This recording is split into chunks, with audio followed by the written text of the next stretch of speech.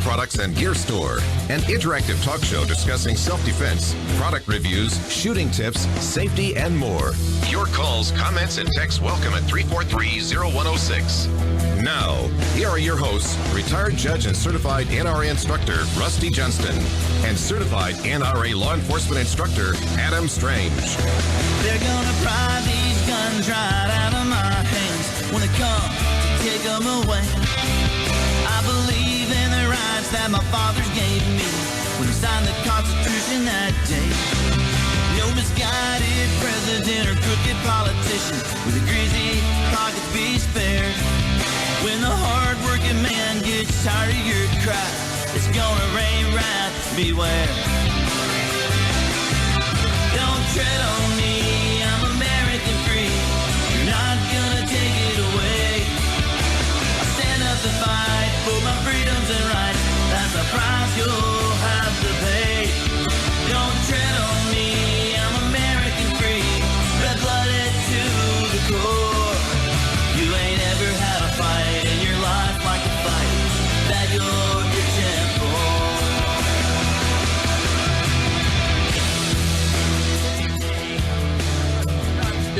Welcome to Armed Alabama. Along with my co-host Adam Strange here tonight. And tomorrow is December 7th, 1941. Actually, 2016. But it is the, let's see, I'll get the date up, the anniversary. That is a date that will live in infamy. As you know, the United States of America was suddenly and deliberately attacked by the naval and air forces of the Empire of Japan. The United States was at peace with that nation, and at the solicitation of Japan was still in conversation with its government and its emperor looking towards the maintenance of peace in the Pacific. That, of course, is part of the speech that Franklin Roosevelt gave to a joint session of Congress, I believe, on Monday, the 8th. On Armed Alabama, we talk about pistols, rifles, revolvers, shotgun, ammunition, concealed carry, personal defense training, and attacks on our God-given right to protect ourselves and our families.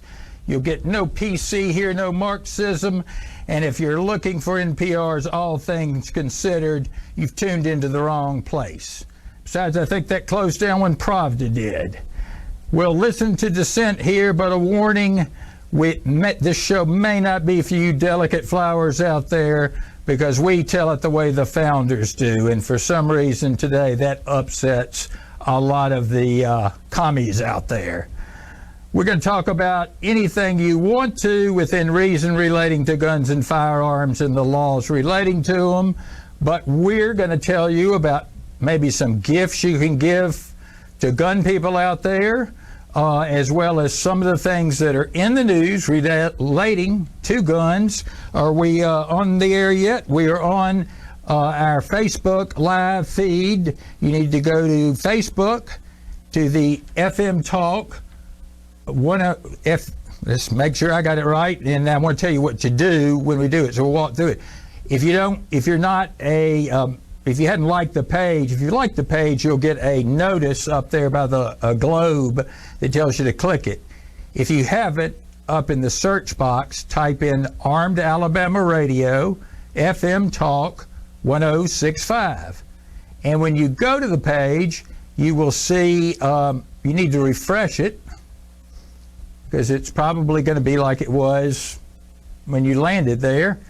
And then you usually have to, and we'll double check it is this time, have to press the play button that, there we are, like you were playing a movie or whatever. I didn't have to do it this time.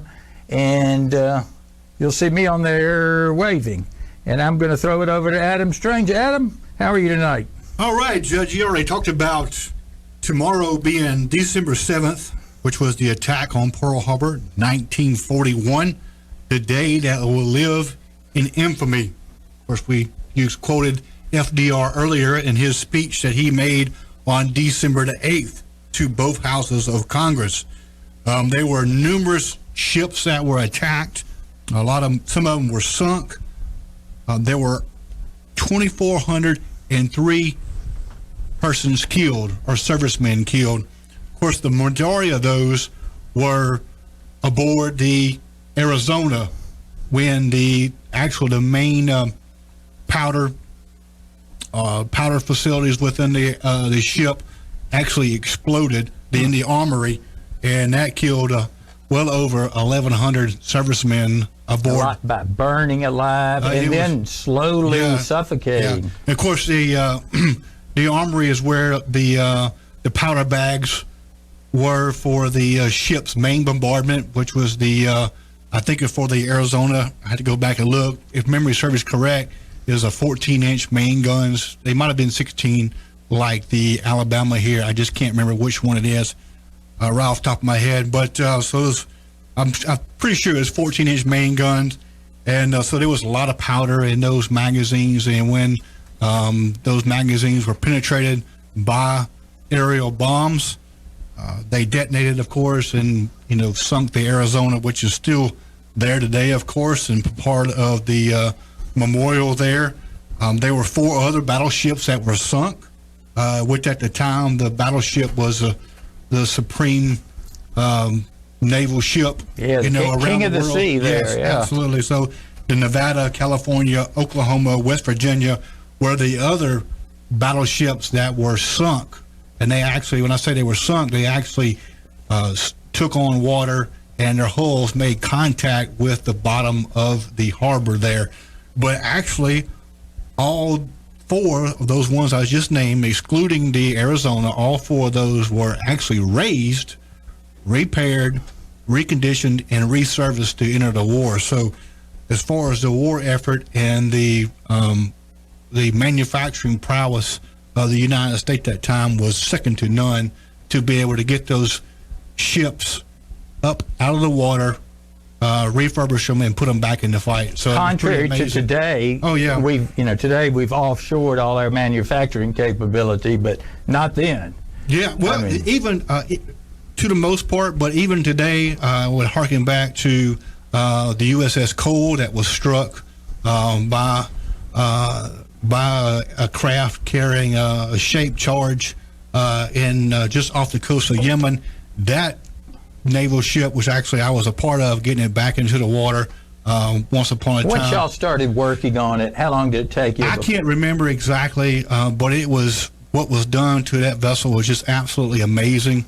When major portions of the hull was actually cut out, slid out of the way, the components as far as reduction gear, gas turbines and stuff were slid out, and new components, new structural modules were already being constructed, and they fit like a puzzle pieces together. Wow. And new main engines and reduction gears were slid back into place, and of course it wasn't long, and then the USS Cole itself was back to sea.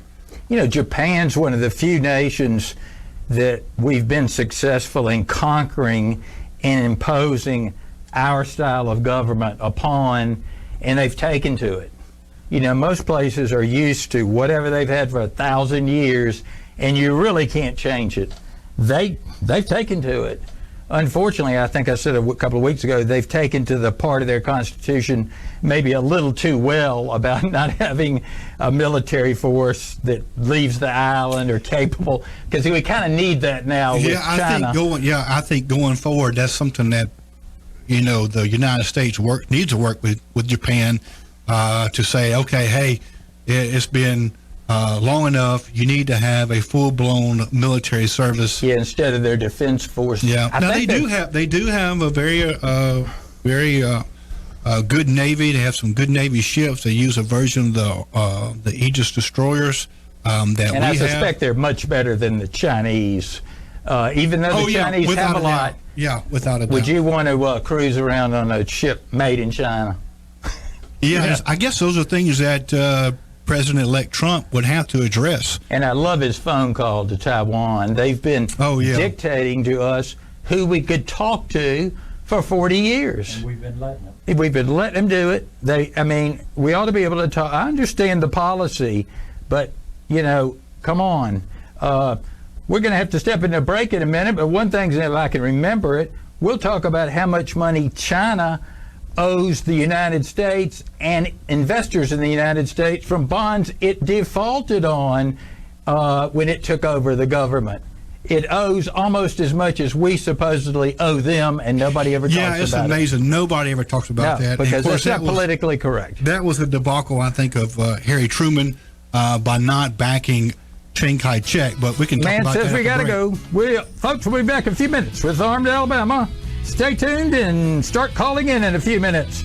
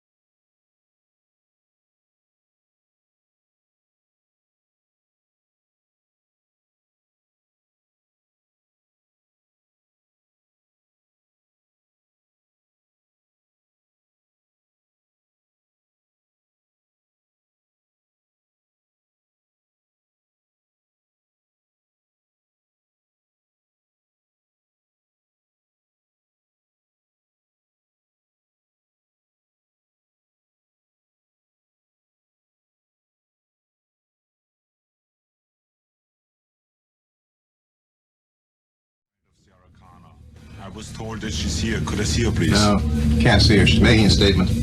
Where is she? Look, it may take a while. You want to wait? There's a bench over there. I'll be back. And see, that's when police need to work on their attitude, because he was pretty rude to Arnold or the Terminator there. Don't you think? Yeah, the single most popular one-liner in movie history. Yeah, I'll be back. I was mentioning to you, with AL.com, that's our blog that used to be a newspaper. You don't know whether something happened in Mobile or not, but they had a story during the week, or maybe last weekend, that a convenience store was held up, and I won't mention the man's name, but it was on their blog. And while the thief was running away, and it didn't even mention whether the thief threatened him with violence or whatever, but a robbery is taking goods under, with threat of violence or whatever. But it didn't say whether it was threat of force. Didn't say it was deadly force or whatever. But let's assume it was some kind of force, or it wouldn't have been a robbery. But apparently the owner or manager of the convenience store shot the thief as he was running away. And I noticed, I was reading the comments. There weren't very many, maybe 20, but about every comment acted surprised and angered. You can't defend your property or business anymore. Well, I was surprised because it hadn't been the law in at least 50 years, and probably further back than that, that for simple theft, you can't use deadly force against them.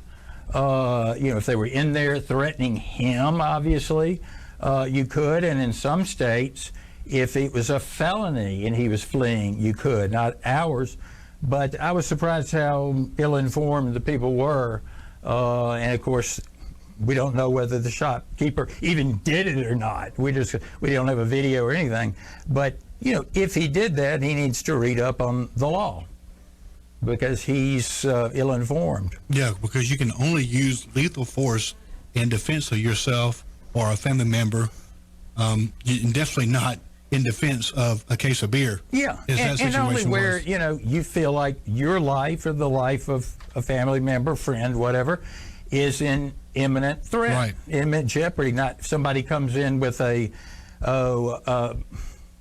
water balloon and says, if you don't give me the money, I'm throwing this water balloon at you. You can't just blow their head off. That would be not reasonable, as we would say.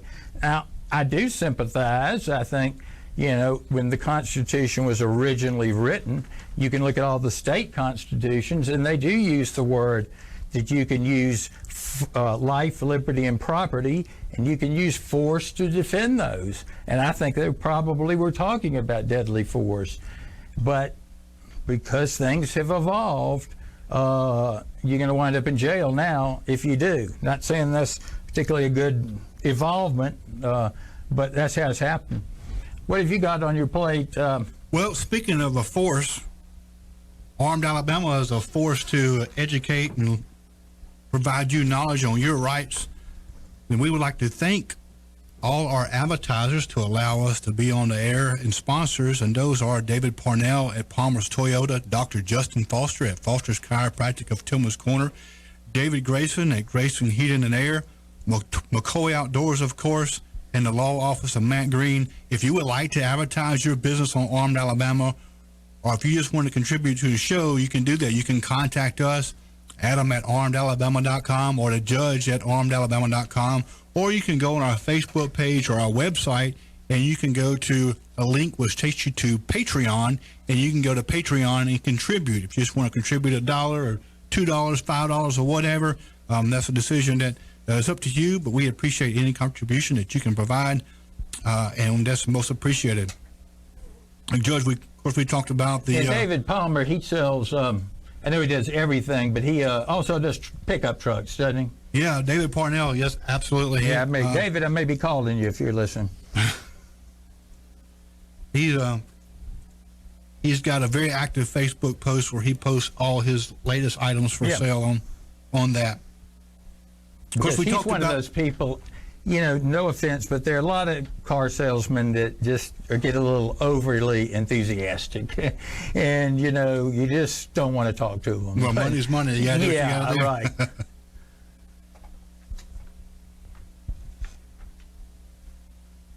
So we talked about Pearl Harbor already, and that tomorrow is December the 7th. So think about that. The bonds, just very quickly. Oh, yeah, that's what I was going to say. When Mao, of course, the way Mao won is he hid in the mountains and let the nationalist Chinese, Chiang Kai-shek, who was the legitimate successor government to Sun Yat-sen, do the heavy fighting with the Japanese. Then when Chiang Kai-shek was beat up, Mao comes out, engaged in a civil war, and Mao is on the verge of annihilating the nationalist Chinese. They flee the island, and basically everybody in the world, except us, for many years started recognizing Mao and the Red Chinese as the legitimate government. Under international law, the successor government is responsible for all the debts, obligations, also the assets. It's the assets of the country.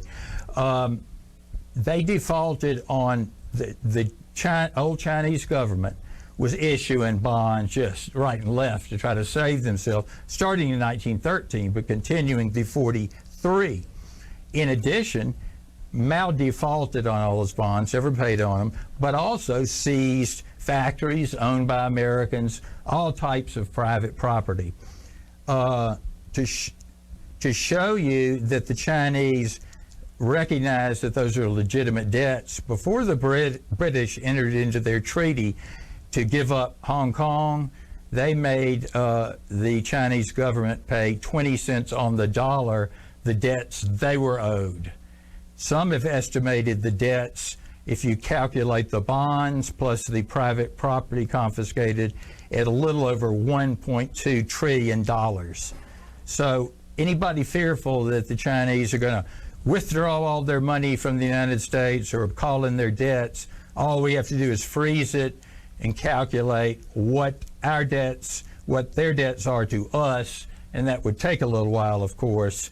And so that's a story that's not told. Yeah, that is a good point, and that is a story that's not told. We've talked about that in the past regarding Chinese and Chinese policy and U.S. policy.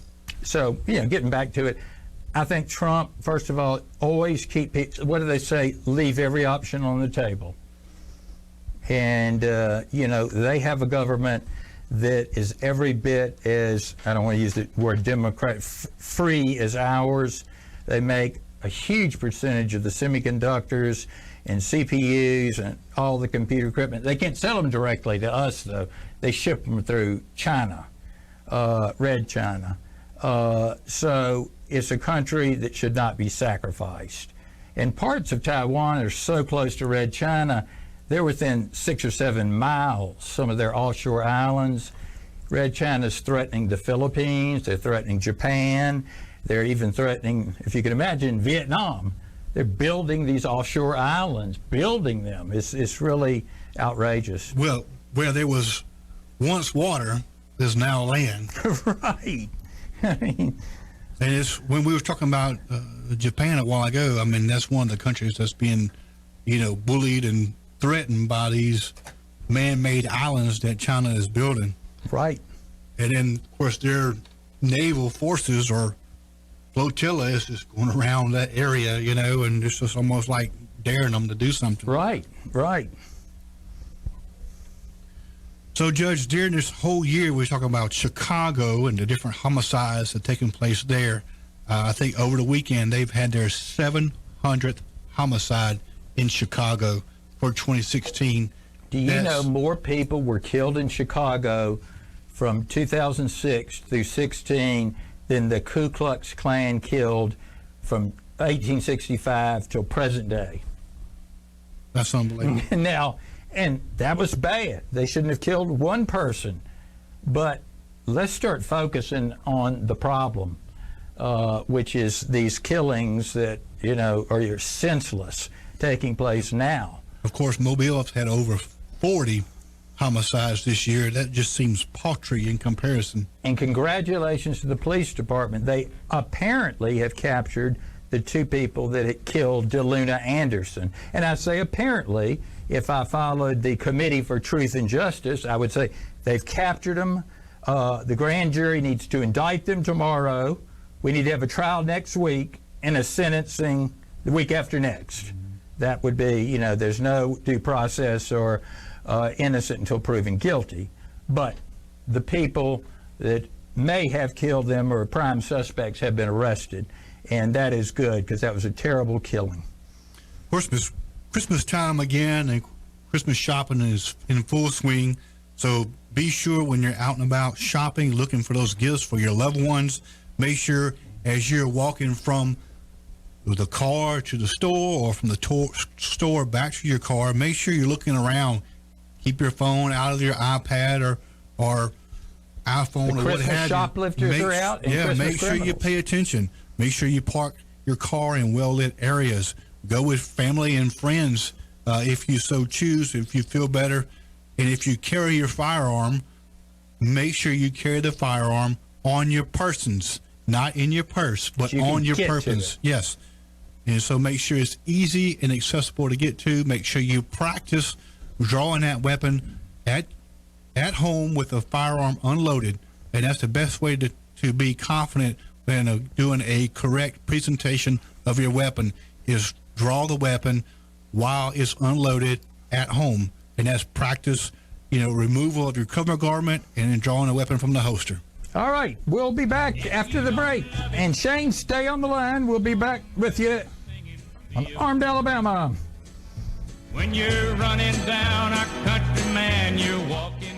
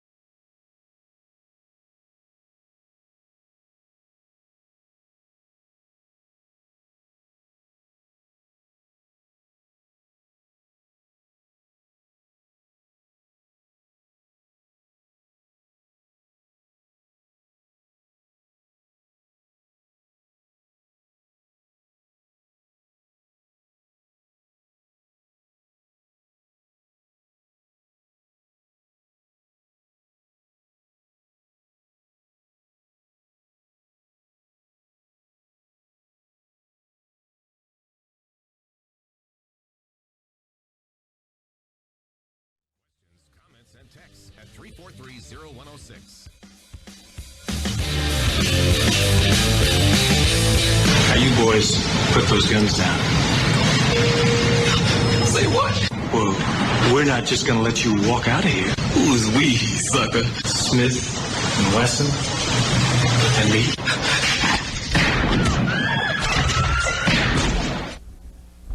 Whoa. All right, let's start taking some phone calls. We have Shane on the line. He's been waiting patiently from Mobile. Shane, how are you? Good, guys. How y'all doing? Pretty good. What you got for us? I got a little bit of a story that's going to turn into a question. Okay. All right. I've got my concealed carry. I've got a pistol that I keep in a backpack that I carry around with me, Okay. loaded, and I also keep a loaded clip in the backpack. What's the clip Well, for? I got married. Hey, let me last ask you a question though. February. What's the clip for? It's just an extra. It's a magazine, isn't it? Yeah, yeah. Okay. I'm sorry. just picking on you. Yeah. All right. So anyway, last February I got married, and my wife and I flew to St. Thomas to get married. Okay. We drove to Pensacola, flew from Pensacola to Atlanta, and Atlanta to St. Thomas. Night before, in a rush, we're packing. My wife asked me about 5 times, because I'm using my backpack as a carry-on, do you have everything out of your backpack? Yes. I took my gun out of my backpack. It's in the nightstand. We're good to go. Get to Pensacola Airport, going through TSA, slide the backpack through the scanner, and, of course, it stops. About 3 TSA members walk over, pull the backpack out, ask me, am I the owner? Of course, I step over, and at that point, I realized I forgot to take the magazine out, loaded. Of course, my wife's looking at me, just about to Should listen to her. blow a lid. And anyway, they walk me over, and they tell me to unload the clip. Magazine. Okay. I'm Yeah, sorry. That's all right. magazine. So I start unloading it, and they're telling me to count. So I start counting, and I had 9 in the magazine. The guy told me, he said, if you'd have had 10 or above, we'd have had to take you in the back, do a bunch of paperwork, big rigmarole. Since I had 9, they escorted me out of the airport to my car and let me put the magazine in the car. They never explained to me what the difference was. Do you guys have any idea? I don't, Wow. because I assume bringing a magazine, loaded magazine, was illegal per se anyway. It must be a regulation of theirs, or just an understanding that they're going to let it slide. Because frankly, there are probably so many people that do that. Yeah. That they just figure, hey, we're going to let it slide because, so many states, that's probably an Obama executive order is what I'm getting at. There's so many states that have these high cap. If it's 10 rounds or more, Yeah, consider and so it a they high just kind of capacity adopted magazine. that. Yeah, maybe so. Oh, okay. So that's it. I thought you were going to be, I've read a story about a guy, same kind of thing, but he made it through and wound up in Atlanta, and he had his loaded gun and magazine, goodness, man. and he was trapped in the Atlanta airport. And I'm thinking, if I was asking, I would have disassembled that thing and flushed what I could and thrown what I could in different trash Yeah. cans. That's how I would have handled that one. Oh, it was a tense moment because, of course, she's sitting there and she's like, "You got to be kidding me! You told me I asked you 5 times last night," and I was like, "Oh my goodness, I forgot the magazine." And y'all are still married? Oh yeah. It was actually, it was great. I mean, I got back and they escorted me to the car. Of course, I ran back in, hopped on the plane, and everything went great. So it wasn't a bad omen that happened. To show you how things Luck- have changed, when I came back from my honeymoon, which was 6, I'm sorry, I purchased a big old machete, one 36 inches long down in the West Indies. I carried it on the plane over my shoulder. No problem. And I was on, big airliner. Because it wasn't not anymore. It wasn't forbidden. So I was wondering. They never explained to me why, but the guy basically was like, 10 or more, we got to go do a bunch of paperwork. You're going to miss your flight. And 9, we'll just escort you out to the car. Yeah, I wonder if that paperwork meant, a warrant for your arrest in the process. That's great. It was crazy, though, that I actually just had 9.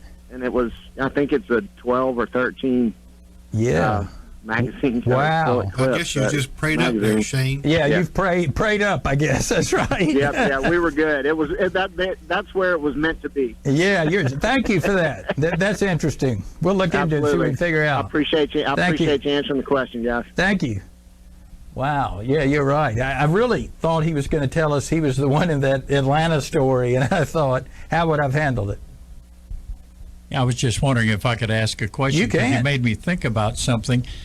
If you went on a private boat to St. Thomas, since it's a United States territory. Oh, you're good. What is the law in? You're fine on your private boat. Yeah.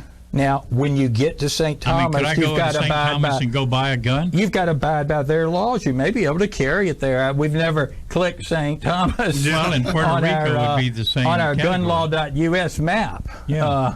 But we will in just a second. But they may allow that. I don't know. Now, I would not carry a gun, say, in Mexico or Honduras. No, I wouldn't either, even though everybody who's connected carries a gun, but I've seen if too many but not the tourists. Poor people straying across the border or not having the right license when they're go down there hunting, and they've wound up in a dungeon for a year. So, but we had talked about states, but never mentioned territories, and I just Puerto Rico. Let's talk about that. It'd be the same kind of thing. Same situation. Or Hawaii. Let's talk about going on your private boat to Hawaii. Well, no, that's a state. Yeah, but you're talking about going. You can't fly commercially there, but you could ship it. But you could go on your, or you could go on Donald Trump's yacht. You could mail it to your post office box in St. Thomas or San Juan. Well, you have to get your firearms guy to ship it. Yeah. Oh, yeah. It gets really good. But yeah, that's interesting. I'll see if I can figure that out. But that just shows you get into all those regulations. Now, it looks like we've got a text. We got several texts. Let's see I was just if trying we to go can through them. See what we got. People talk about texting and driving. I have a hard time texting while I'm sitting on the sofa. So, got to learn to type with your thumbs. Yeah, I guess that's it. All right. Are you familiar with the Urban G2 concealed carry holster? I'm not, but while Adam is looking up the rest, I will see if I can find out. I may have seen an ad for it. I cut off my ad blocker today.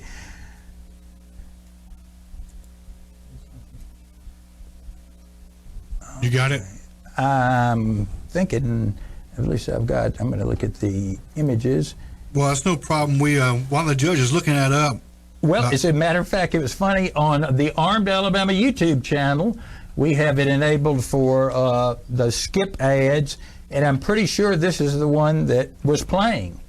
And I thought, that looks pretty cool. It's kind of a... You're talking about the Urban G2 holster? Yeah. It's more of a pouch, really. I wouldn't qualify as a holster, but most people would. Yeah, at least it don't look silly like a fanny pack or something. You gotta, as with most inside the waistbands, you gotta either be skinny or buy your clothes 2 inches too big for you. Most of those type holsters you do, but it looked like it was quality made, and these are one of the things where there's almost a direct relationship between price and quality. But that'd be one that I would try, and it might wind up in my box, but it might not. I think looks like it's well made. All right, as we spoke about earlier, we were talking about now's the time for Christmas shopping, so make sure you stay alert. If you want to buy a firearm for your loved one or for yourself during the holidays, especially for your loved one, usually men try to buy firearms for their wives or girlfriend during the holiday season. So they go and they buy a super ultralight. They get them a gift featherweight certificate for a titanium, revolver or something like that, or a lightweight polymer pistol. And then when the woman goes to the range, they pull the trigger on the firearm and about takes her hand off from the recoil. Or it doesn't fit her hand. Yeah, or it doesn't fit her hand. So, this is a great time if you're going to go shopping and buy and purchase a firearm like that. Go ahead and take your significant other. Or a gift certificate. Yeah, gift certificate. Take them down to McCoy's. They've got lots of different firearms there that you can try to see what fits your hand, what you're most comfortable with. It's a lifetime gift for most people. It really is. And so these are good things that you want to look for to see what your spouse or significant other may like, and don't just make those purchases. But if you do purchase a firearm, try to get something that's a little weighty, that's not so light or ultralight or anything else like that. That's such a common mistake. How many times, Judge, that we have been at a range and a woman shows up with this featherweight super magnum pistol or whatever, and they shoot it one time and they want to have nothing to do with it after that. So if you buy a firearm that's got some weight to it, that's a stainless steel or a regular steel revolver or a more of a medium-sized pistol, they're not going to be so terrified of it. And you can usually aim one better. Yeah, and because of the extra mass, the recoil is not that bad, and they really like shooting it. And that's the thing, because if they like shooting it, they're going to want to shoot again and again and again.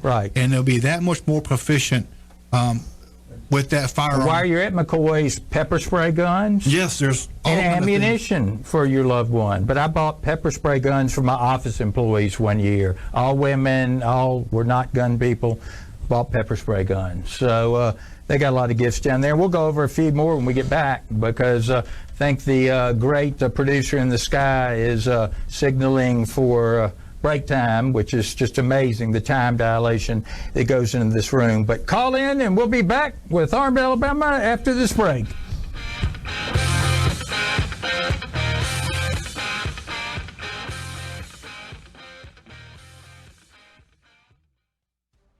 Could you defend yourself, your family, your home against an assailant? Do you know your legal rights? What is the law on carrying a firearm? Do you know defensive shooting? All of this and more will be taught at Armed Alabama's Level 1 class. For more information, visit armedalabama.com/classes. That's armedalabama.com/classes. Longleaf pine is the South's original pine tree, towering over all others. Vast clear-cutting logging operations in the first half of the last century destroyed these beautiful longleaf forests, some well over 100 years old. Their woods sent to New England, New York, and Europe. Many Southerners have no memory of the magnificent longleaf forests that covered the South. The America's Longleaf Restoration Initiative is a concerted effort to restore and conserve longleaf pine forests. The best part is, it's working. For more info, visit americaslongleaf.org. Emulous Creative offers resourceful solutions for today's digital and social media-driven marketplace. We can guide you through the overwhelming world of advertising and help create the right message to reach your audience. Emulous Creative will help you promote your business the right way. Find us on Facebook or visit us online at emuluscreative.com. That's EMULOUS creative.com. Contact Emulous Creative, and together we can grow your business. Step up to the firing line. Armed Alabama is back. Questions, comments, and texts at 343-0106. Survival kit contents check.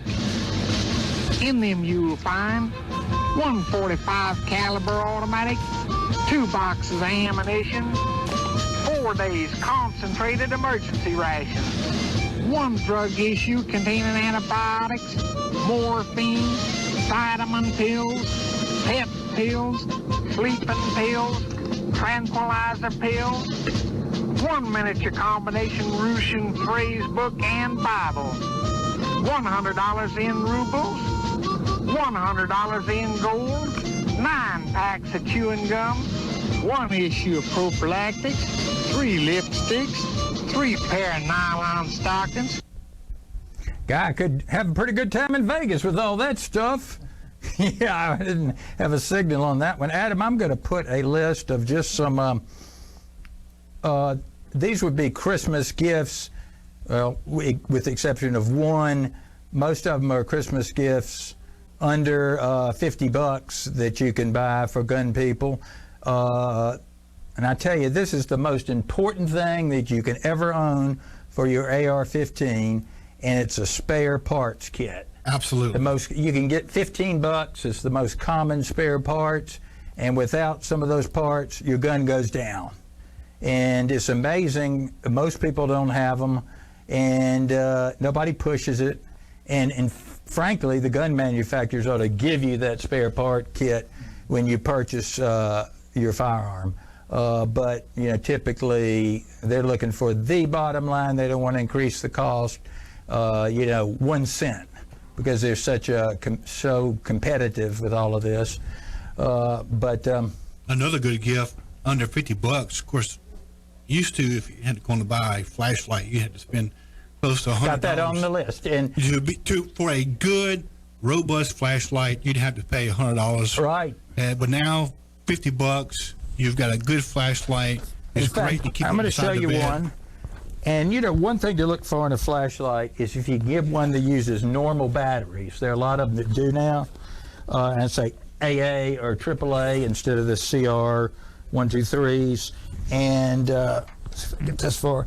And this one I'm going to show you. I think it's $39.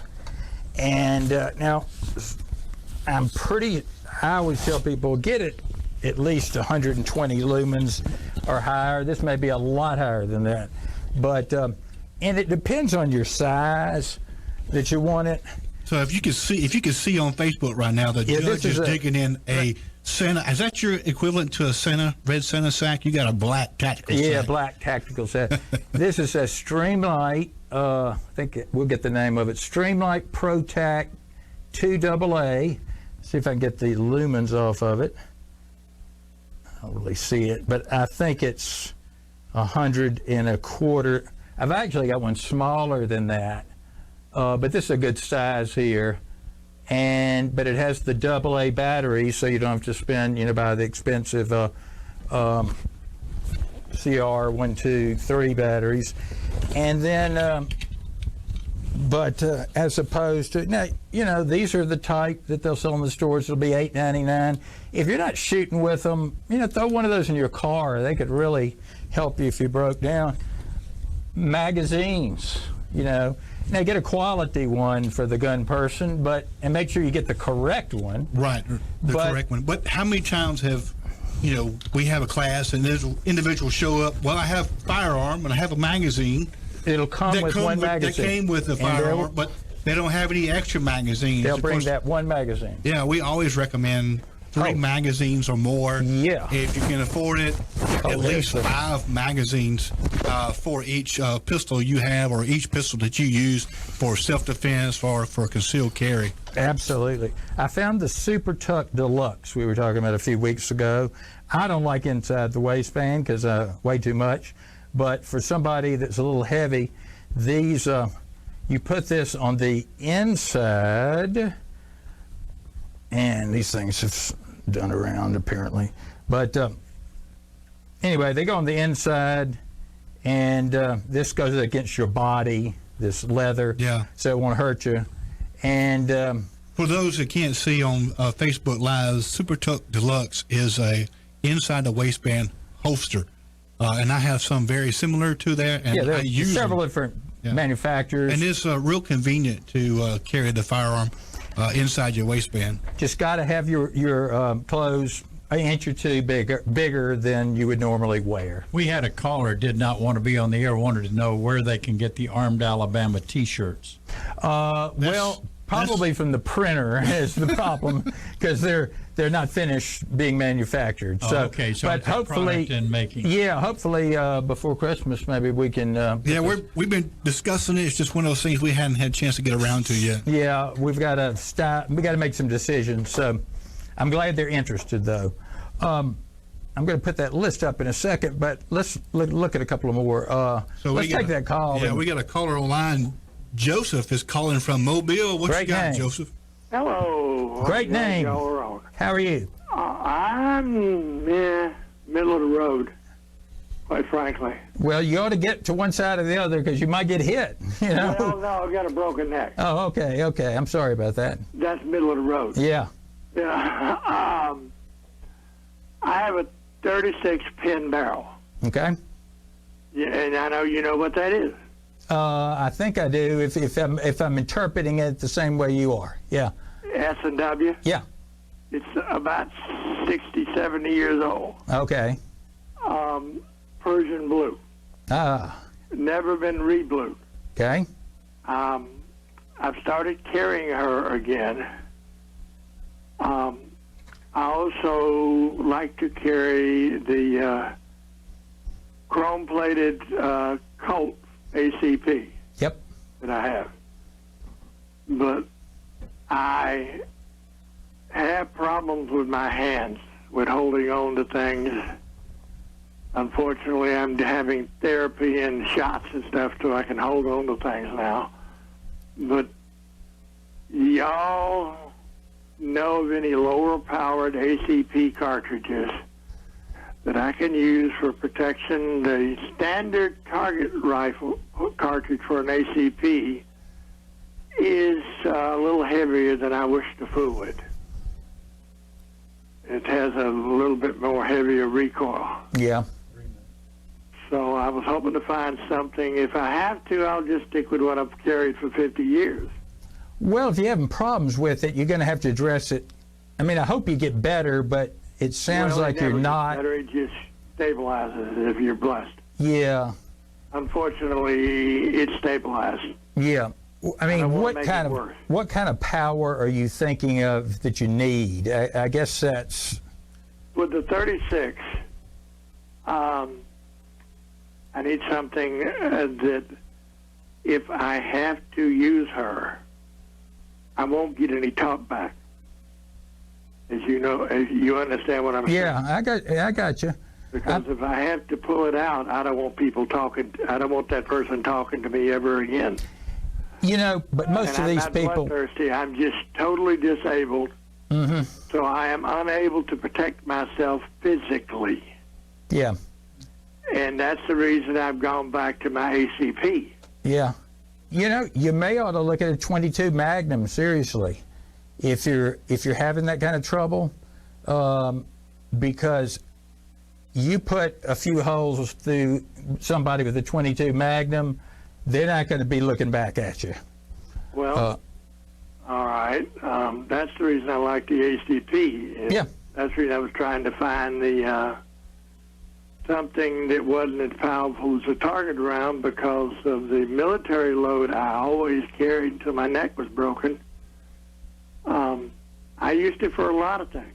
Yeah, and you can get, by the way, a 22 Magnum in a hunting round, a soft lead. Mm-hmm. They may make them in a self-defense round, I'm not sure, but I know you can get them in a soft lead that's going to kind of do the same thing. But now, I heard y'all's commercial. Yeah.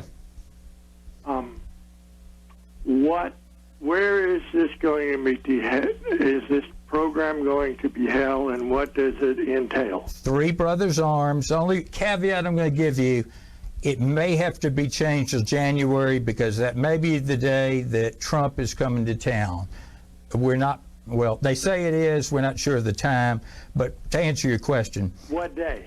It is Saturday, the 17th of December. Oh, fantastic, because I was unable to go the last time he was here. And I tell you, we're only 30 seconds out. After our top of the hour, you listen and I'll explain all about it, all right? Okay, now I just wanted to know about the program, yeah. Okay. Just keep listening. I'll explain all about it. We're right against a hard break, and he's going to cut us off. Thank you for calling those good questions. All right. Mr. Producer, we've got a break coming up, hard break. We'll be back after the top of the hour with second hour of Armed Alabama. Right. We don't take our trips on LSD.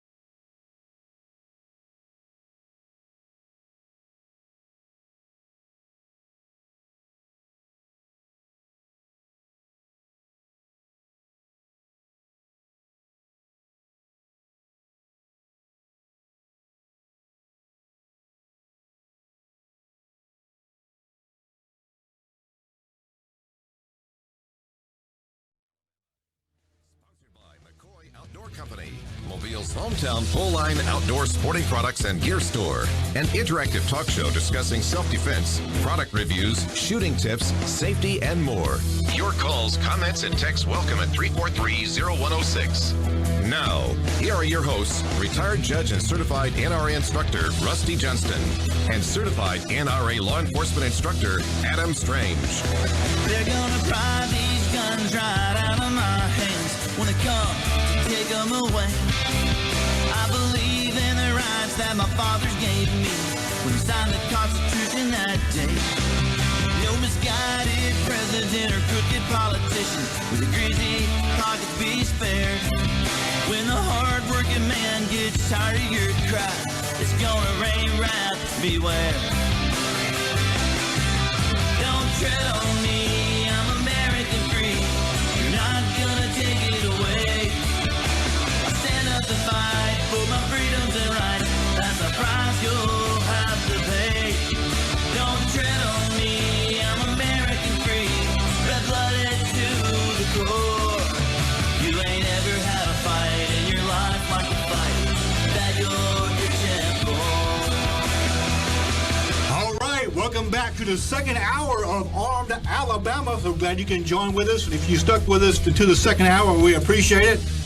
That was Buck Allen, the local singer-songwriter, with his song, Don't Tread on Me. So we're glad that Buck has allowed us to use that song. And you can go to his Facebook page, Buck Allen, singer-songwriter, and you can check out that song and many, many more. I put a trivia question up. Who were the non-signers of the Constitution at the Philadelphia Convention? And one was later a U.S. president. See if anybody knows that. All right, look, we got Ryan on the phone. Yeah, Ryan hung with us throughout the break, so we appreciate Ryan for hanging with us. Ryan is calling from Mobile, Alabama. What you got, Ryan? All right, guys. I currently just got my pistol permit, concealed carry permit. Yep. I went with a Glock 19 Gen 4 9mm. I chose a company called Stealth Gear for an appendix carry holster, and I've tried moving the clip around. I just can't really seem to find a comfortable position for me. I was wondering if you had any suggestions for different types of appendix carry holster, or I was going to say on that one, you get a big box and you put it in the bottom, and then you start going through a process like we both have to find the most comfortable holster. Yeah, that's a good question. It really is. And when you get a good answer, let me know, Ryan, because the judge and I both have a box full of holsters. Well, see, that's what I was originally trying to avoid. Honestly, I'll be honest with you. I didn't want to go to Academy or any other place and be like getting Uncle Mike's or whatever else out there. So I tried to do as much research as I could, but unfortunately, Mobile doesn't have like a quote unquote tactical, warehouse where you can go and try these. They're specified for, and I'm not talking about mass-produced holsters, and so there's nothing like that here. So, and I understand it's trial and error, but it is. It's expensive to do, $60 to $80 every time for a good holster. You hit on something. You might want it. There's a place called Hoover Tactical. If you ever get to Birmingham, you might want to just drop by there. Right, and I do know that there's one around Lafayette, Louisiana. There's a tactical place over there, but I also had one more quick question. Well, hold on just a second, Ryan. Hold on just a second. So I want to continue to address your holster needs.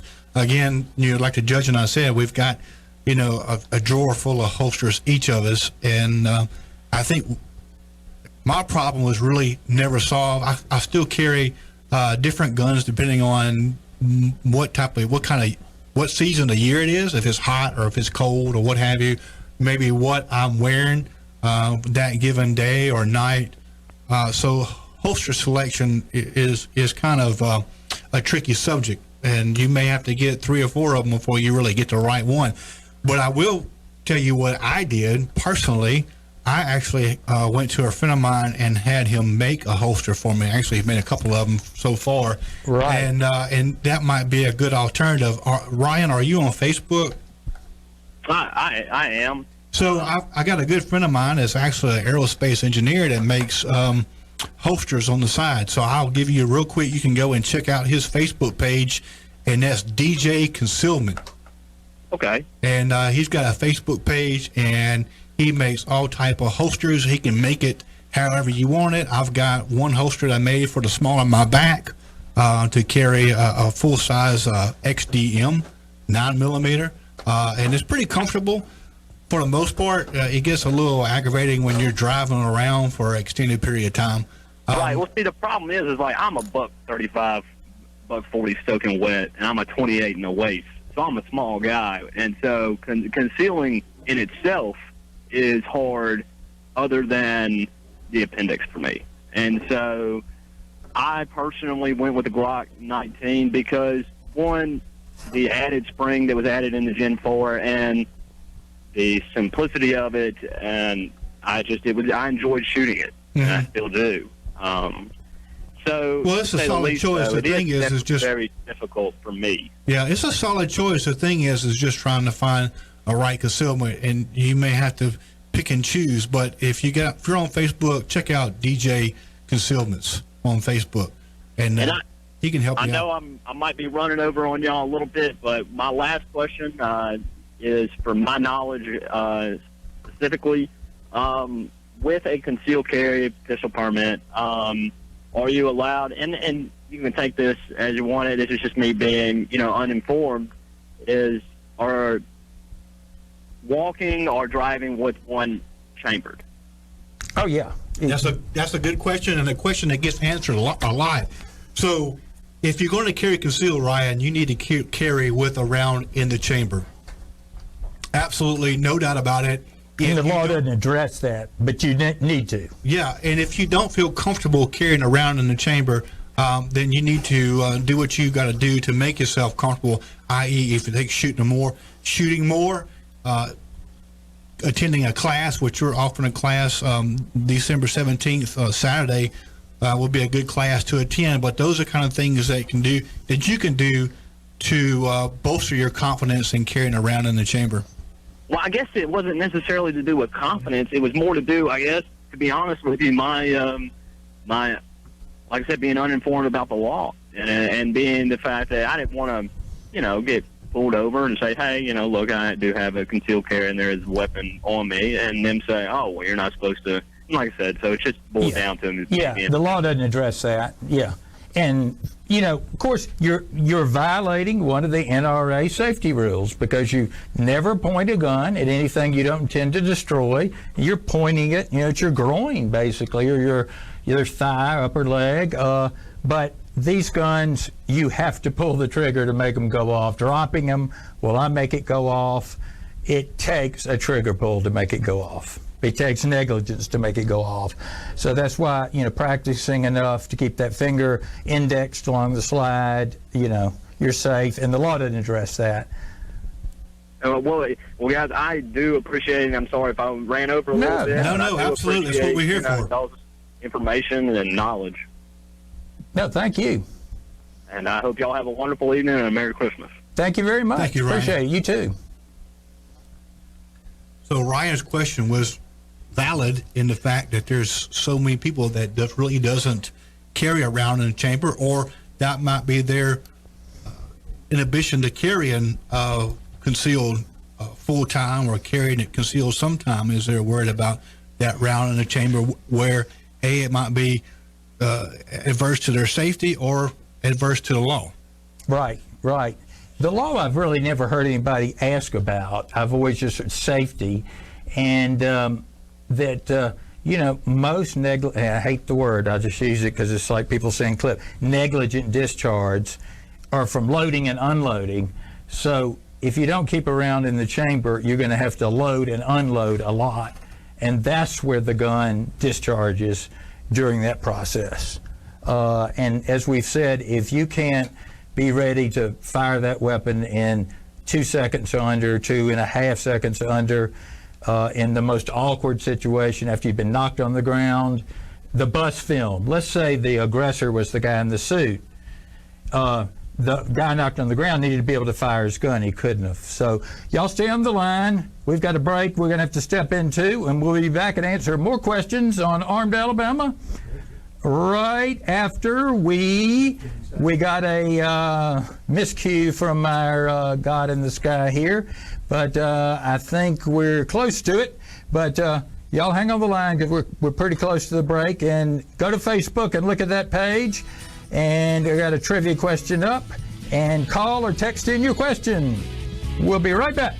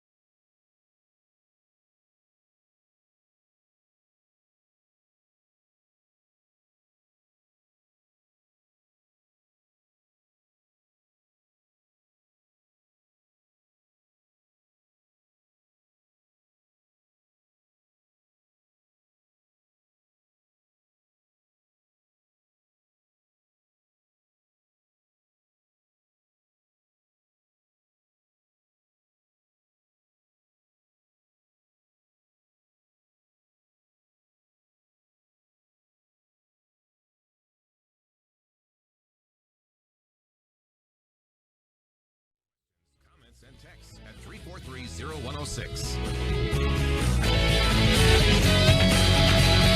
A 45 long slide with laser sighting. These are brand new. We just got them in. That's a good gun. Just touch the trigger, the beam comes on, and you put the red dot where you want the bullet to go. You can't miss. Anything else? Phased plasma rifle in the 40-watt range. Hey, just what you see, pal. The Uzi 9mm. You know your weapons, buddy. Any one of these is ideal for home defense. So, what shall it be? All. Let me close early today. There's a 15-day wait on the handguns. The rifles you can take right now. You can't do that. Wrong. Yeah, that waiting period used to be a real pain, and then you'd have to come back and do all that. One of the reasons for it was to do a background check, but the other was if you were, in an argument with your spouse, so you would calm down and wouldn't go. More likely, she'd come shoot you, but that was part of the reason. A cooling off period. So glad that we got the instant background checks. Let's see. It looks like we have. Danny on the line there. Couldn't quite see it. It turned over. Danny, how are you? I'm doing well, sir. How are you? Doing pretty good. Sir, I have two questions in regards to Alabama state law. If you're outside your premise, your castle, the king has a castle, but a man's house is his castle. Right. In Alabama, we call it a dwelling. You don't have a permit to carry, but you're on your premise. All right. And you're outside your house, and you're attacked day or night, and you shoot and kill the assailant. What is the state law regarding that? And my second question is, if your house is broken into while you're in it, day or night, and you shoot and kill the assailant, what is state law in Alabama regarding that? Okay. It doesn't make any difference if you were on your own, we'll say, real property around your house or dwelling, it doesn't make any difference whether you have a permit or not. No permit or concealed carry permit is required on your own property. So you can kind of detach that from the right of self-defense. In order to use what we call deadly force, and that's force that's readily capable of causing death or serious physical injuries, a serious physical injury. And that's not just with a gun. That's, hitting somebody over the head with a baseball bat. That's also obviously capable of causing death or serious physical injury. You have to be reasonably satisfied. Let me get the exact word because I don't want to get you confused. You have to reasonably believe that the other person is about to use is imminent or about to use unlawful, deadly physical force upon you or another person. Okay? And that same thing applies to if you're out in the middle of the sidewalk. If you reasonably believe, and first of all, you're not doing anything illegal. If you've got a meth still out on the sidewalk, that kind of creates another problem. But you're not doing anything illegal because I know you. So, but if you reasonably believe that the imminent use of unlawful, deadly physical force by another person against you or somebody you want to defend is getting ready to happen, you can use up to and including deadly force in your house now. And the house includes, by the way, a rental hotel room, any place you have the right to be. You have to... Sir, how does the law relate to elderly citizens? Good question. Being attacked by a younger person. Good question. Because a disparity in size, it may not be reasonable for me to believe three, let's say 10-year-old kids who have, well, let's just say three unarmed 10-year-old kids could inflict deadly physical force upon me. But for an 85-year-old woman on a walker, it is reasonable to believe that three 10-year-old kids could inflict deadly force upon her. They can knock her down and kick her and kill her. I wish you had said teenagers. Well, I don't know that three teenagers couldn't kill any of us, That's why I wanted to kind of keep it like that. So unarmed people kill folks all the time. So let's say you're in your house and someone, if you're in your own home or someplace you have the right to be, your apartment, your hotel room, and the reason I'm emphasizing that, you don't have to own a home in order for this to apply to you. If you're in property or a dwelling that you have the right to be in, you can use deadly force in those cases if someone has entered there and you reasonably believe, that's a tough word to say, reasonably believe that the other person is about to use unlawful physical force against you or another person in your dwelling, another person who's an occupant of a dwelling. And by the way, they have to be in the process of committing a crime. That's called a burglary. They can't have just wandered in, let's say they're Alzheimer's victim patient, and they just wander in because they're confused. They have entered your dwelling for the purpose of committing a crime. The crime could be... Your Honor, is that statewide? Is that just in the state of Alabama, or is that nationwide? It is in the state of Alabama, but I can tell you that's pretty much the law nationwide, but there can be some slight differences. So don't assume, that it is the law nationwide. So number one, they have to be in your house or dwelling, apartment, for the purpose of committing a crime. They can't be there by invitation or by just some horrible mistake, like a relative of yours. They can't have permission to be in there. And then they have to do something to threaten you. They can't put up their hands and say, I surrender. You can't use deadly force and kill them at that point. Now, I don't like it because you have to be in imminent fear that they're going to use force against you, not deadly force, physical force. And that can be just being slapped, being hit, much lower degree. But that's the problem. Most people think just because they're in your dwelling, in your apartment, in your hotel room, the fact that they're in there committing a crime, that you can use deadly force. Now, let me add just real quickly. Also, if you reasonably believe they are kidnapping someone in your dwelling, or they are raping someone, or that they are there's a whole host of crimes. I don't want to say some of these on the air, but if they're doing certain things, taking someone against their will, you can also use deadly force against them. So in other words, even though your adrenaline is pumping in that situation, act on your intellect before your emotion. No, because the jury is supposed to judge you as you were then, not the way facts look like 2 years from then. They're supposed to put themselves in your shoes.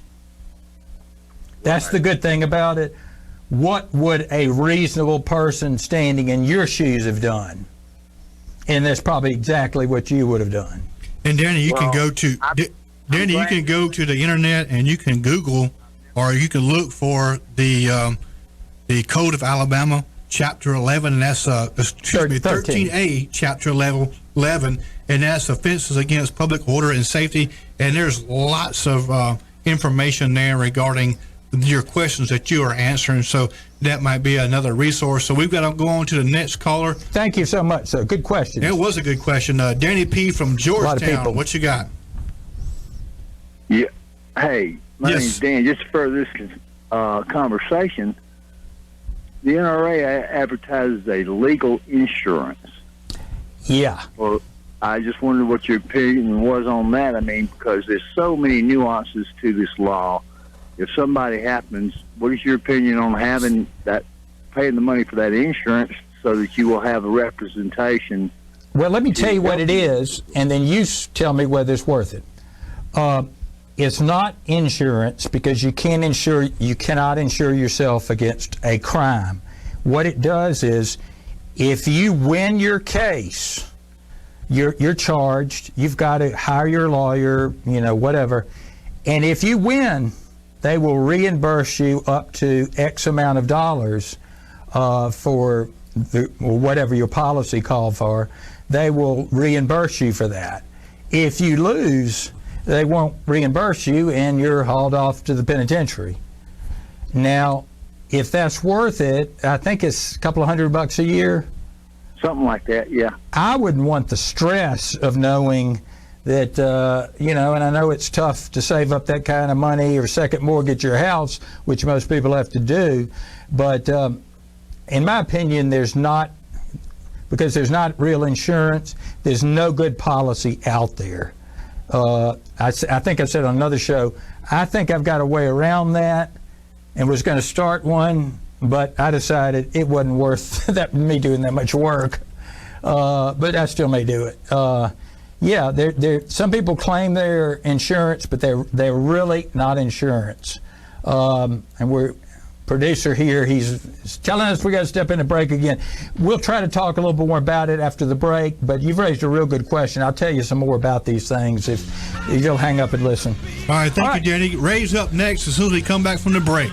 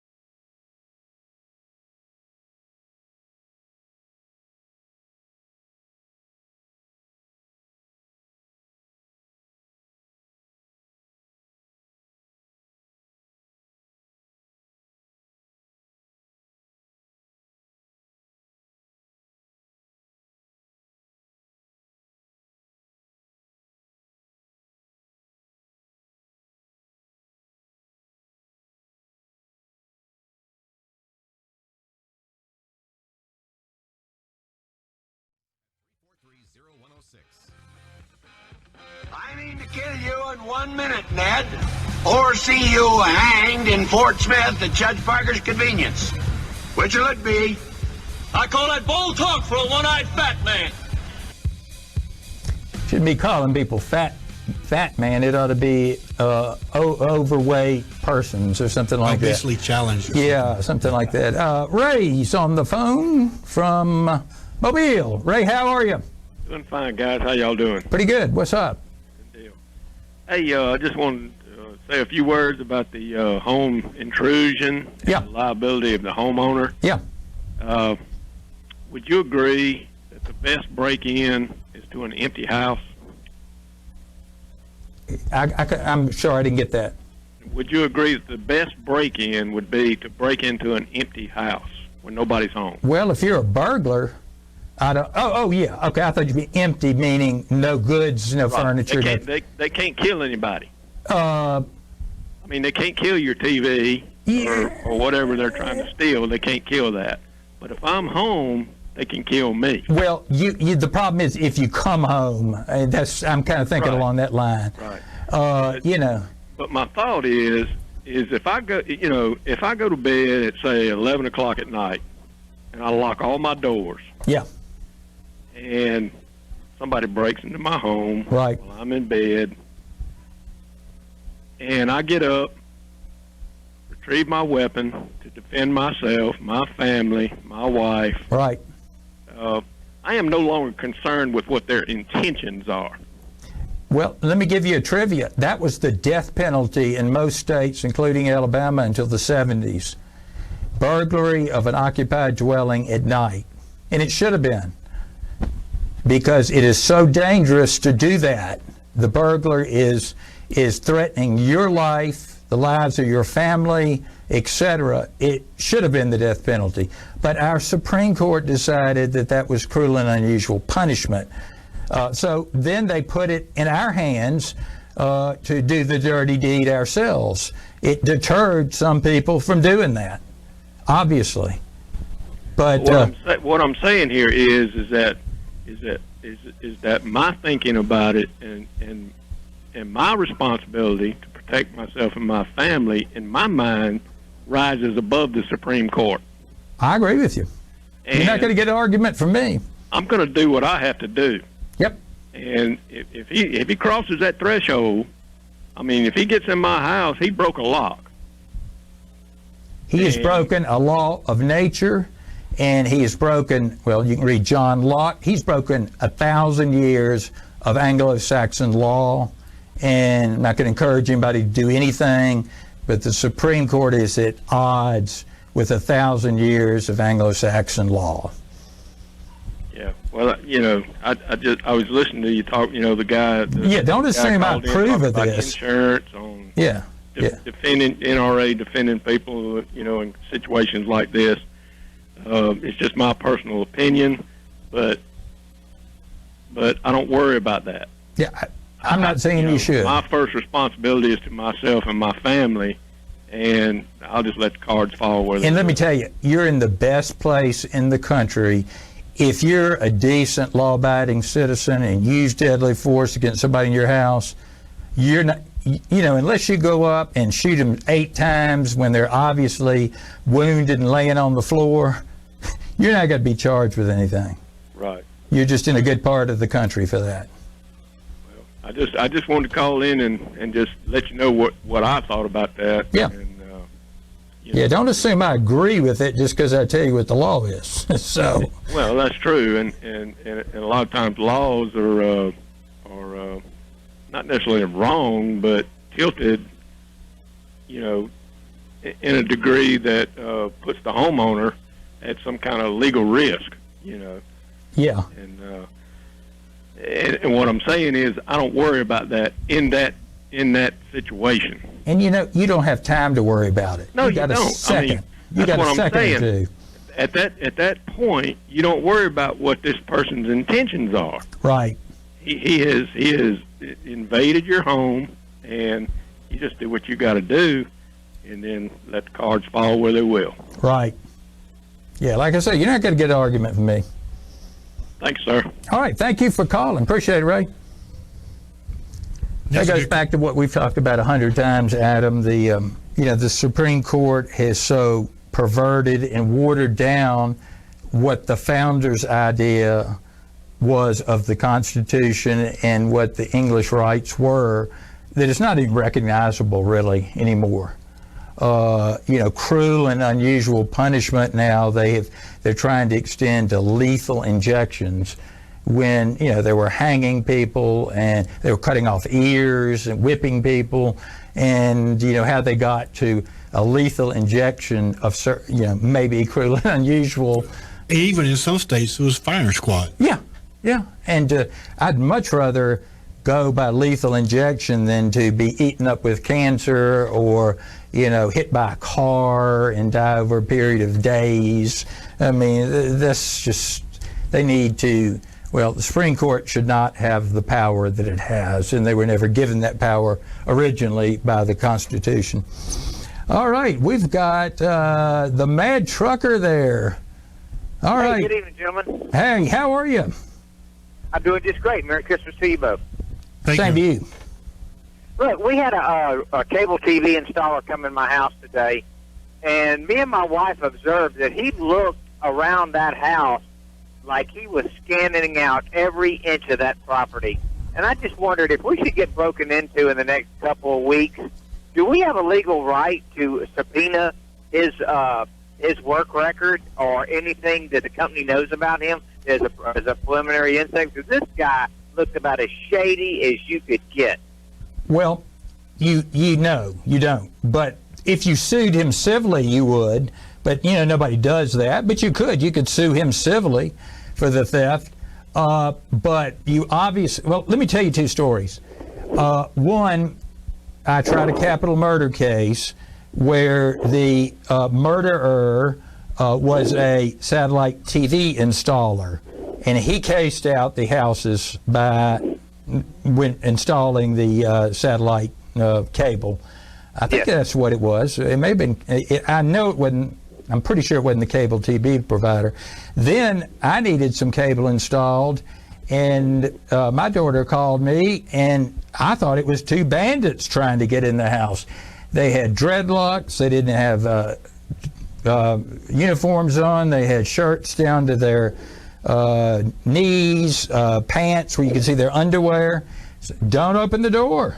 And when I finally talked to the supervisor here, I said, I thought it was a couple of people that I had on probation coming to kidnap my family, So we didn't let them in. I mean, I couldn't believe the kind of people they sent out. But yeah, there was a sex offender around here who would stake out, who would survey homes. He was a tile installer, and that's how he checked out homes. I tried him for something. So yeah, they definitely watch who comes in your house. That's I think the majority of times when things, either people or people who come in your house. Yep. We always do this. I don't know if you guys ever heard of this. Whenever we go somewhere, we put a $20 bill on the kitchen table. That the minute we walk in, that's the first thing I look at to see if it's still sitting there. I did that in my office for a long time, and it was always there. I guess they figured I had a camera on them. Great show, everybody. Merry Christmas. Thank you. You too. Thank you. Yeah, what a great idea. Yeah, they I guess they figured that I was up to something. Which you probably was. Yeah, I was. We actually caught someone doing something that shall not be named in another judge's office, and he should have been laid off for a week and not fired by the. But it was shouldn't. I'll tell you all off the air. But I had one of those hidden cams on him. That was kind of bad. But I wanted to mention while we're talking about that, a cheap do-it-yourself present, if you want to spend a couple $100, is a security camera system. And I'm talking about putting one outside of your house, a wired system that for $300 to $400 you can put 4 cameras. And I say wired because wireless, there's so many things that can interrupt with them, especially if your house is up on piers. You can put HD that are weatherproof proof. Put one on every door so you know who's at the door. And if it's somebody you don't like the looks of, don't go in. And by the way, Houston 2 weeks ago, home invasion, a guy in a UPS uniform, and guy opened the door. He had a gun. He wasn't a UPS guy. His 3 buddies certainly weren't, because they looked like thugs. They all rushed in. Family ran into the safe room. Police chief in Houston says, "We've never seen anything like that." Now, I don't believe him. Why did the man even have a safe room? And he acted like it was the equivalent of getting a CIA identification to get a UPS uniform. I mean, it was, but what that does is that, hey, it's the UPS guy. I don't even need to go. Most of the time you don't need to go. Or it's that odd guy selling the floor shampoo. Keep you, they always sell rug shampoo. Or it's the Mexican mob out there. They've got AK-47s. If you want to put one in your house to film, that's fine too. If you get one that'll hold 8 channels, 8 cameras, and you buy it, comes with 4, make sure you buy add-ons later. If you're on a slab, you might want to consider the wireless. But, they're easy to put in, and lots of places have them, but, and they'll usually come with a 1 or 2 terabyte DVR drive that you ought to hide it, though, so clever thieves would steal it. But we don't have a lot of clever thieves. Cable TV repairman murder from Fred. Fred, why don't you hold on? We got about 45 seconds to the break. But I want to talk to you, obviously, but I want to talk to you more than now 30 seconds. But you got to watch anybody that comes in your house, because that's what a lot of sex offenders do. I don't want to be gross. First thing they do is go through underwear drawers and things like that, because they're creepy. And a lot of so-called break-ins are really sex offenders kind of getting somebody set up for that. They'll steal clothes off of clotheslines in the backyard, go to laundromats. Mink coats out of cars? Yeah, even mink coats out of cars, yeah. You can't even leave a mink coat in an unlocked car anymore. That's incredible. All right, it is time to step in our break. We'll be right back and take more calls on Armed Alabama.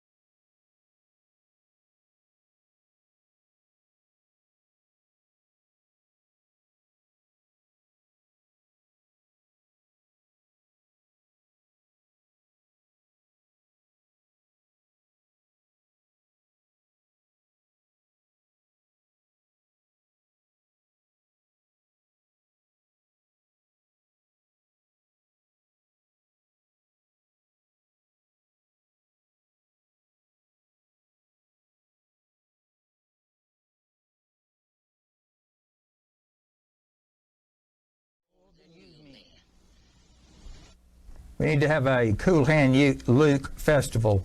All right, we have Fred from Sims. He wants to talk about cable installers. I want to try to keep it generic so as not to libel our cable company. They could be liable for a lot of things, but a defensive libel is truth. So, Fred, you're on there.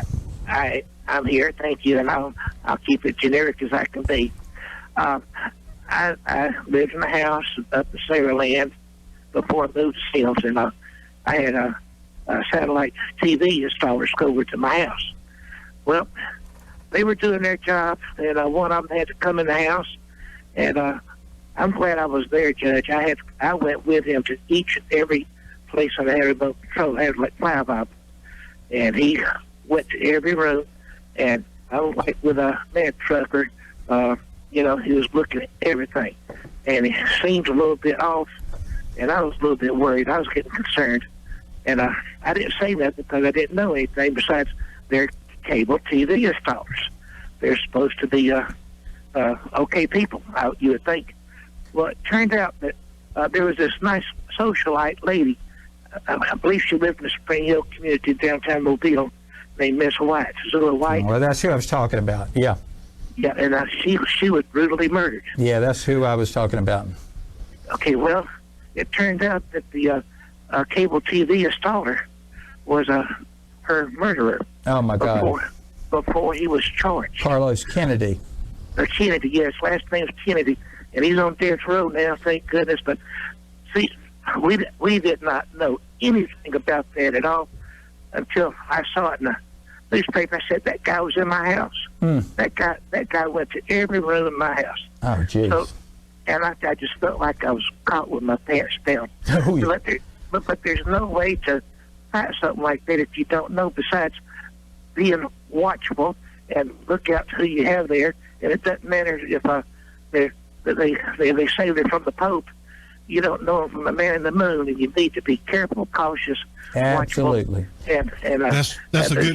just to let you know, that happened to me personally, and I'll do my best to never ever be caught in a situation like that again. Keep telling the story. You may save somebody's life. Need to grab this next call. Thank you for calling in, Fred. This caller is Patrick. Patrick's calling in from Loxley, Alabama. What you got? How we doing today, guys? All right. Actually, I'm going to kind of touch on what he just said as well. I install security systems and home audio and stuff like that. And one thing that people should look into anytime they have any kind of low voltage work like that is they're all supposed to be certified by the Alabama Electronic Security Board, which does fingerprinting and background checks on anyone that wants to work in the state of Alabama, which is just asking for this license. Anyone that's working in your home should have that. Is that even somebody installing cable TV to your house? Any low voltage work, yes, they should have to have an electronic security board license. But you know, the problem is the good criminals don't have a record. Well, and you're correct. You're 100% correct about that. The bad criminals, like this guy we're talking about, Carlos Kennedy, he had no record. Right. His first record was murder, capital murder. But most criminals are not very smart. Right. You know, but the other thing I wanted to throw on, you were talking about camera systems. Yeah. One thing that we're putting a lot in these days that a lot of people like is the video doorbell. And it attaches to your internet. And even if they don't ring the doorbell, it still takes a snapshot of them. And if they do, it gives you two-way voice. So if you're at the mall, somebody rings your doorbell, you can still have a conversation with them while you're not even at your home. It's amazing how many people come to your door. It still takes a picture of them. You know, the worst thing to do is open your door and shake hands with somebody that you don't know. 100%. That's why we call everybody before we even go to your house. We let you know, hey, we're coming out to see you. And I bet you're clean cut, and you send clean cut people. I mean, to send people that. Now, you know, the cable companies, some of them send contract employees, and I understand that, but a lot of them look pretty rough, and that's pretty stupid. Yeah, and that's because they're hiring anyone and everyone that will slap a magnet on the side of their truck to go install cable system. Well, listen, thanks for that. I really appreciate it. We kind of Patrick, running near the... Patrick, hang on just for a minute. Appreciate y'all's time, guys. Hey, Patrick. Patrick. Yes. Yeah, hang on just a minute. I'd like to talk to you off the air, please. Yes, sir. All right, thank you. He's coming to the other phone there. We want to thank our sponsors. Without you, we could not be in existence. And our sponsors, of course, our main sponsor is McCoy Outdoors, and we have David Palmer at Palmer's Toyota. We have Dr. Foster, Justin Foster at Foster's Chiropractic. We have Grayson Air Conditioning, and of course, they also handle heaters, furnaces, heat pumps. It's getting that time of year. We're going to have a bad cold snap one of these days. You don't need to be running out the day before, because that's when you can't get it done. And the law office of Matt Green. Now, we need to raise some more money for the show. It's very easy to do. You can give $1, $2, $3. It's monthly. You go to Patreon, and you can go to our Facebook page or website. But I'll tell you, www.patreon.com/Armed Alabama. That'll take you to our page. This is really critical because we may wind up with an hour show next year, and I don't think y'all want to see that, because we need this 2 hours to take your calls and take guests and do all the things we do here, because I think we're a full service show, and I think we're top class. And I know there are a lot of you listening because we've got the figures and we know the numbers that are coming in. I'll tell you one factoid which I thought was, I probably don't have time to do that. We'll get into it next week. You know, the law of self-defense is intertwined with the gun law, because guns are arms, and people, and I'll say in the Anglo-Roman Greek tradition, have had the right to defend themselves and their families for 2,000 years. And I got this stupid question. It wasn't from one of our users, but from the internet board. Well, do you have the right to carry and own a nuclear bomb then? And that is the stupidest argument. It's always been interpreted what you could carry on you, the arms that an ordinary infantry soldier would have. 200 years ago, that was a musket. 400 years ago, that was a sword. Today, it's a rifle, and I would argue it should be a full automatic. But courts have said otherwise. But that's why it's maybe an AR-15 or an M4. But it's not a nuclear bomb. A soldier cannot carry a nuclear bomb. They weigh tons. It's not a fighter aircraft. An infantry soldier can't carry or fly a fighter aircraft. It's the arms that a soldier would carry. And that's been the tradition back to Rome and then back to Greece, and that we carry forward with that tradition. So that's why gun law is just the top of the pyramid, or the tip of the spear. The real law is the law of self-defense, that you have the right and obligation to defend yourself and your family. The government has no obligation to defend you and your family. They try to. They do a pretty decent job, but they have no obligation. You call 911, nobody even picks up the phone, or they say, we'll be right there, and they don't show up. There's nothing you can do about it. And that's only right, because if there were that obligation, we would have to give up, we could be compelled to give up our arms. Next week, we'll have another thrilling topic. We'll take more phone calls. We're getting closer to Christmas. We'll have more suggestions for what you should buy for Christmas for that gun person in your life, or if you're the gun person in your life, something you ought to buy for yourself, because I know about having relatives and friends that won't buy anything proper for you. I'll have a few books for you. Now, until next week, this is Judge Rusty Johnston along with Adam Strange, asking you to go to our Twitter link, Armed Alabama, to our Facebook page, and to our YouTube channel, where I've uploaded a couple of new YouTubes, which I think you'll like, especially the one that says, a gentleman can always fight better than rabble. I think you'll enjoy seeing that one. It takes place on a bus in London, and it's got a surprise ending, so it takes about 6 minutes to get through the surprise ending. Until next week, this is Armed Alabama, and we will see you then.